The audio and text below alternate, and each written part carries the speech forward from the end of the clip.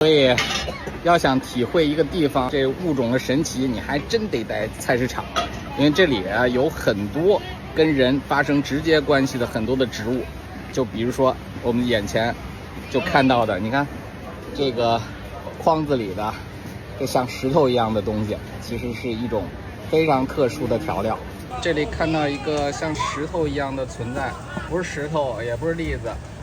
这是黑栗。叫黑栗，其实跟板栗没有任何关系，